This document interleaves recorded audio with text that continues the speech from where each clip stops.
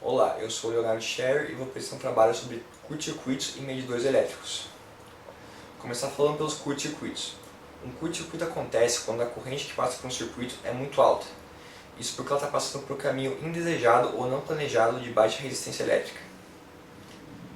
A principal causa dos curto-circuitos é quando dois fios desencapados se encostam, e pode gerar várias consequências, entre elas o superaquecimento, isso porque por causa do efeito Joule, que é a corrente elétrica passando por um meio faz com que ele se aqueça.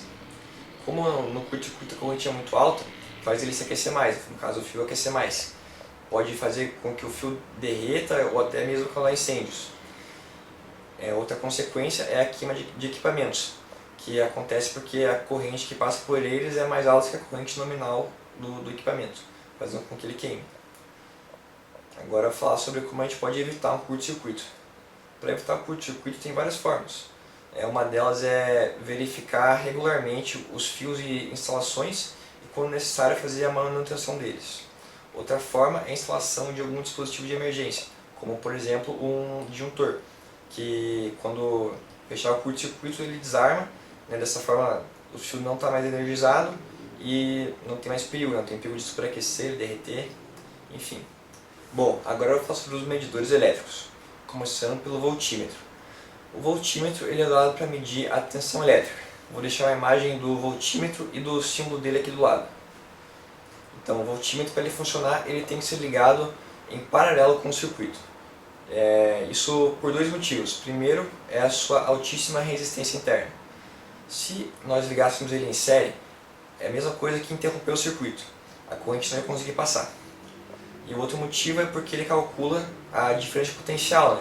Quem não sabe, a diferença de potencial é o ponto A menos o ponto B. Então, se não ligar ele em paralelo, não tem ponto A nem ponto B. Outro medidor elétrico é o ohmímetro. Ele serve para medir a resistência elétrica. Vou deixar aqui do lado uma imagem do ohmímetro junto com o seu símbolo. Ele, assim como o voltímetro, ele tem que ser ligado em paralelo com o circuito. Porém, ele não pode ser usado com um circuito energizado. Por que isso?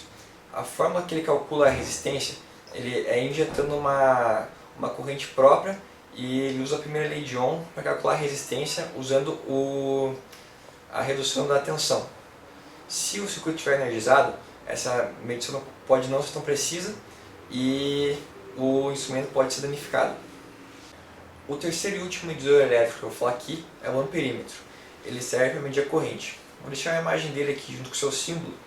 E ele, assim como o voltímetro, tem que ser usado com o circuito energizado. Porém, a diferença dele é que ele tem que ser ligado em série com o circuito. Por que disso? Sua resistência interna é muito baixa. Então, se a gente ligasse ele em paralelo, é a mesma coisa que criar um curto. O amperímetro não é a única forma de medir a corrente. Se a gente estiver falando de uma corrente alta e alternada, ela pode ser medida com alicate amperímetro utilizando a indução eletromagnética. Bom, os três dispositivos, amperímetro, ohmímetro e multímetro e voltímetro, podem ser encontrados aqui no multímetro. Agora vamos ver o funcionamento desse cara aqui na prática. Então, agora para mostrar como o multímetro funciona na prática, eu montei na protoboard um circuito igual a esse que está mostrando na tela, onde ele tem dois resistores ligados em série com o LED. Os resistores só estão aqui para não deixar que o LED queime quando eu ligar a fonte. Vou ligar a fonte aqui. Daí nós temos dois multímetros. Como eu falei antes, a corrente e a tensão elas podem ser medidas com o circuito energizado. Então temos esse multímetro aqui, está ligado em série com esse circuito, e para usar ele tem que estar na função amperímetro aqui, e essa ponta de prova também tem que estar no borne do amperímetro. Isso aqui é o comum e não muda, tá? Tanto para tensão, resistência e corrente. Esse outro multímetro aqui está medindo a tensão nesse resistor aqui, tá? Tá na função voltímetro com a ponta aqui no borne de tensão e resistência, Os dois podem ser medidos com esse borne aqui.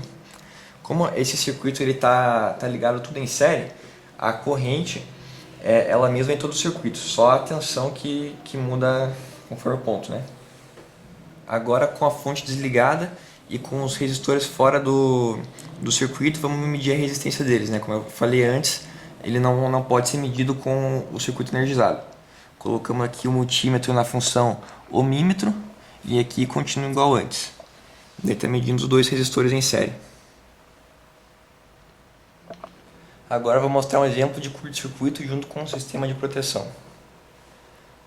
A hora que eu unir os dois fios fechando curto, o disjuntor vai cair. Ó, como vocês podem ver aqui, ó, os fios até se uniram, ó. Então, por causa do curto, mas o disjuntor já se desarmou conforme esperado.